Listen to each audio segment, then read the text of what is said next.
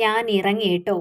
ധൃതിയിൽ ബാഗുമെടുത്ത് മുറിയിൽ നിന്നിറങ്ങി വരുന്നതിനിടയിൽ ദേവിക വിളിച്ചു പറഞ്ഞതും അകത്തെ മുറിയിൽ നിന്നിറങ്ങി അവളുടെ അടുത്തെത്തിയ അംബികാമ്മ, മോളെ ഞാൻ ചോദിച്ചത്. ഊണുമുറി കഴിഞ്ഞ് പുറത്തേക്ക് ഇറങ്ങുന്നവളുടെ പുറകെ ചെന്നവർ അല്പം ശബ്ദമുയർത്തി ചോദിച്ചതും സ്വന്തം തലയിലൊന്ന് അടിച്ചു ദേവിക. മറന്നു പോയെന്റെ അമ്മേ, ഇന്നലെ സ്കൂൾ വിട്ട് വരുമ്പോ ATM-ൽ കയറാൻ. അമ്മ ഒരു കാര്യം ചെയ്യൂ, അകത്തെ ഷെൽഫിലുണ്ട് ATM കാർഡ്, അതെടുത്ത് അവന്റെ കൈ കൊടുത്തേക്ക്, അവൻ എടുത്തോളൂ അമ്മ ചോദിച്ച ക്യാഷ്. വേഗത്തിൽ അംബികാമ്മയോട് പറഞ്ഞ് ദേവിക റോഡിലേക്ക് ഇറങ്ങി നടന്നതും അകത്തെ മുറിയിൽ അവരുടെ സംസാരമെല്ലാം കേട്ടു നിന്ന മനു വേഗത്തിൽ പുറത്തേക്ക് ഇറങ്ങി വന്നു. ഒപ്പം അവന്റെ ഭാര്യ നീതു. ATM കാർഡ് എടുക്കാനല്ലേ അമ്മ പറഞ്ഞത്? ഞാൻ കണ്ടിട്ടുണ്ട്, ചേച്ചിയുടെ ഷെൽഫിനകത്ത് എവിടെയോ കാർഡ് ഇരിക്കുന്നതെന്ന്. ഞാൻ എടുത്തോണ്ട് വരാം. മനുവിനോടും അംബികയോടും പറഞ്ഞിട്ട് അവരുടെ മറുപടി കാത്തു നിൽക്കാതെ നീതു ദേവികയുടെ മുറിയിലേക്ക് ഓടി. വൃത്തിയായി വിരിച്ചിട്ടിരിക്കുന്ന ദേവികയുടെ മുറിയിൽ ആകമാനം കറങ്ങി നീതുവിന്റെ കണ്ണുകൾ. നല്ല വൃത്തിയാണ് ദേവിക ചേച്ചിക്ക്, നല്ലൊരു അടുക്കും ചിട്ടയും എല്ലാം ഉണ്ട്. ചേച്ചിയും ഒരു കുട്ടിയും താമസിക്കുന്ന മുറിയാണെന്ന് തോന്നില്ല. അത്രയും കൃത്യമായാണ് ഓരോ സാധനവും ഇരിക്കുന്നത്. മനസ്സിൽ ഓർത്തുകൊണ്ട് നീതു ഷെൽഫിനടുത്തേക്ക് നടന്നതും കട്ടിലിനോട് ചേർത്തിട്ടിരിക്കുന്ന മേശയിൽ വെച്ച ഫോട്ടോ ഫ്രെയിമിലേക്ക് അവളുടെ കണ്ണുകൾ ചെന്നു. ദേവികയും ഭർത്താവ് നന്ദനും അവരുടെ മോൾ മാളുവും ചേർന്ന് നിൽക്കുന്ന കുടുംബ ഫോട്ടോ. കഴിഞ്ഞ തവണത്തെ ലീവിന് നന്ദേട്ടൻ പട്ടാളത്തിൽ നിന്ന് വന്നപ്പോൾ എടുത്ത ഫോട്ടോയാണത്. നീതുവിന്റെ കണ്ണുകൾ നന്ദന്റെ മുഖത്ത് ആകെ ഒന്ന് അലഞ്ഞു. വല്ലാത്തൊരു ആകർഷണമുള്ള ഭംഗിയുണ്ട് നന്ദന്റെ മുഖത്തിനെന്ന് അവൾ ഓർത്തു. എന്നാൽ ആ ഭംഗിയുടെ പകുതി പോലുമില്ല നന്ദേട്ടന്റെ അനിയനായ മനുവിനെന്ന് ഓർത്തതും ഒരു നിരാശ നിറഞ്ഞു നീതുവിൽ. ഷെൽഫ് തുറന്ന് ATM കാർഡ് എടുക്കുമ്പോൾ ഷെൽഫിനുള്ളിൽ അടുക്കി വെച്ചിരിക്കുന്ന വസ്ത്രങ്ങളിലേക്കും ദേവികയുടെ ആഭരണ പെട്ടിയിലേക്കും എല്ലാം നീതുവിന്റെ കണ്ണുകൾ ആർത്തിയോടെ പാഞ്ഞു. കാർഡുമെടുത്ത് തിരികെ വന്നത് മനുവിനെ ഏൽപ്പിക്കുമ്പോൾ വല്ലാതെ മുറുകിയിരുന്നു നീതുവിന്റെ മുഖം. മനു അത് ശ്രദ്ധിക്കുകയും ചെയ്തു. അന്നു രാത്രിയിൽ തന്നിൽ നിന്നും അകന്ന് കമിഴ്ന്നു കിടക്കുന്ന നീതുവിനെ അമ്പരന്ന് നോക്കി മനു. സാധാരണ താൻ കിടക്കാൻ വരുമ്പോഴേക്കും തന്നെ നെഞ്ചോരം ചായുന്നവളാണ്. ഇന്ന് എന്തു പറ്റി? അതേ ചിന്തയോടെ തനിക്കരികിലേക്ക് നീതുവിനെ നീക്കിക്കിടത്താൻ മനു ശ്രമിച്ചെങ്കിലും അവന്റെ കൈതട്ടി എറിഞ്ഞു നീതു. പലവട്ടം ഇത് ആവർത്തിച്ചപ്പോൾ മനുവിനും സഹി കെട്ടു. നിനക്ക് എന്താടി നീതു? ഞാൻ തൊട്ടാ നീ എന്താ ഉരുകിപ്പോവോ? കുറെ നേരായല്ലോ നീ. മാനുവിന്റെ ശബ്ദമുയർന്നതും നീതുവിന്റെ എങ്ങലടികൾ ഉയർന്നു മുറിക്കുള്ളിൽ. നീതു, കാര്യം പറയാതെ ഗണിച്ചറിയാൻ ഞാൻ കണിയാനൊന്നുമല്ല. നീ കാര്യം പറ, എന്താ നിന്റെ പ്രശ്നം? അവളെ ആശ്വസിപ്പിച്ചെന്ന മനു ചോദിച്ചതും അവന്റെ നെഞ്ചോരം ചാഞ്ഞു നീതു. മനു, നിന്നെ എന്നേക്കാൾ അധികം ഞാൻ സ്നേഹിച്ചത് കൊണ്ടാണ് എന്റെ വീട്ടുകാരെ പോലും ഉപേക്ഷിച്ച് ഞാൻ നിന്നക്കൊപ്പം വന്നത്.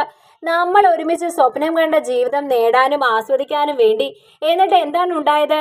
ഒരു പണിയുമില്ലാതെ ഏട്ടന്റെയും ഏട്ടത്തിയുടെയും അമ്മയുടെയും ചെലവിൽ താമസിക്കുന്ന നിനക്ക് എന്റെ ഏതെങ്കിലും ഒരു ആഗ്രഹം സാധിച്ചു തരാൻ പറ്റുമോ? ഇല്ലല്ലോ. നീതുവിന്റെ സംസാരത്തിൽ മിഴിഞ്ഞുപോയത് മനുവിന്റെ കണ്ണുകളാണ്. ഹോട്ടൽ മാനേജ്മെന്റ് കോഴ്സ് കഴിഞ്ഞ് വിദേശത്തൊരു ജോലിയും ശരിയാക്കി അതിന് പോകാൻ ഒരുങ്ങുന്നതിനിടയിലാണ് വീട്ടിൽ കല്യാണം ആലോചിക്കുന്നുവെന്നൊരു കാര്യം പറഞ്ഞ് നീതു വീട് വിട്ടിറങ്ങി നേരെ അങ്ങോട്ട് വന്നത്. വീട്ടിൽ വന്ന് നേരിട്ട് വിവാഹകാര്യം പറയാമെന്നും താൻ പോയി വന്നതിനു ശേഷം തങ്ങളുടെ കല്യാണം നടത്താമെന്നും എല്ലാം പറഞ്ഞ് നീതുവിനെ മടക്കി അയക്കാൻ ഒരുപാട് ശ്രമിച്ചതാണ് മനുവെങ്കിലും മടങ്ങിപ്പോകാൻ ഒരുക്കമല്ലായിരുന്നു നീതു.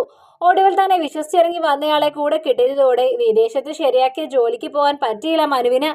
ഒന്നുകൂടി വ്യക്തമാക്കിയാൽ നീതു വിട്ടില്ല. മനു ഇല്ലാതെ ഒരു നിമിഷം പോലും തനിച്ചു നിൽക്കാൻ വയ്യെന്ന് പറഞ്ഞവൾ കരഞ്ഞതും നാട്ടിൽ തന്നെ ജോലി നോക്കി തുടങ്ങി മനു. നീതു, ഇന്നും ഞാൻ ജീവിക്കുന്നത് എന്റെ അധ്വാനത്തിൽ തന്നെയാണ്.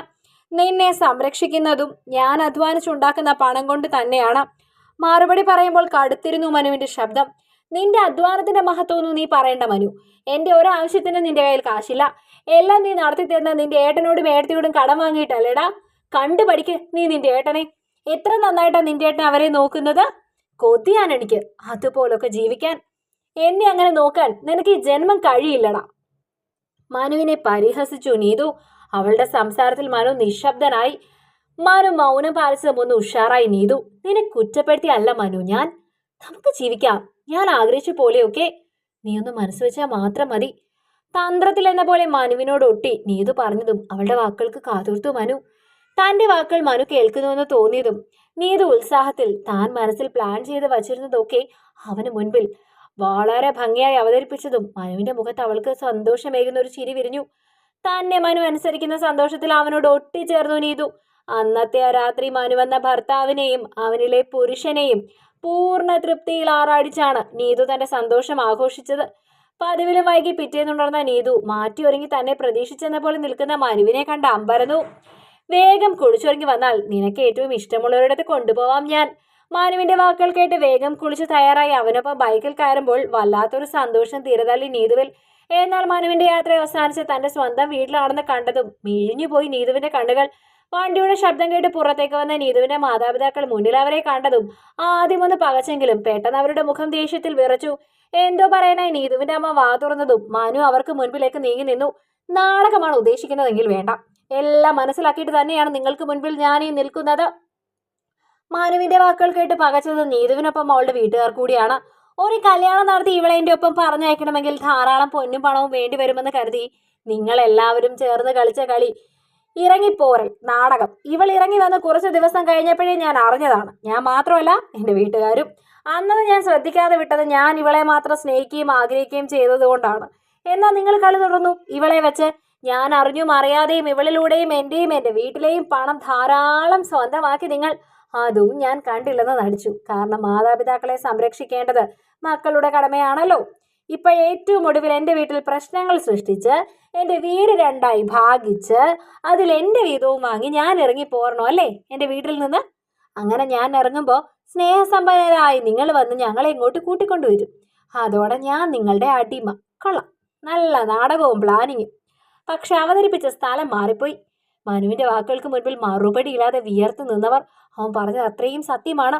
എന്തായാലും കളി തുടങ്ങിയത് നിങ്ങളല്ലേ, അവസാനിപ്പിക്കുന്നത് ഞാനാവാം.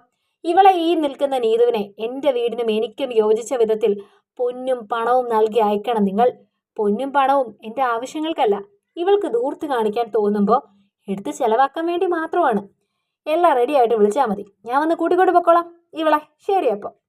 വല്ലാത്തൊരു ചിടിയോടെ അവരെ നോക്കി പറഞ്ഞ് മനു യാത്ര പറഞ്ഞതും നാണം കെട്ടാ നിൽപ്പ് അവിടെ നിന്ന് പോയിരുന്നു നീതുവും കുടുംബവും. കഥ നിങ്ങൾക്കിഷ്ടമായെങ്കിൽ ലൈക്ക് ചെയ്യൂ. നിങ്ങളുടെ അഭിപ്രായങ്ങൾ കമൻ്റായി രേഖപ്പെടുത്തൂ. കൂടുതൽ കഥകൾ കേൾക്കാൻ ഈ ചാനൽ സബ്സ്ക്രൈബ്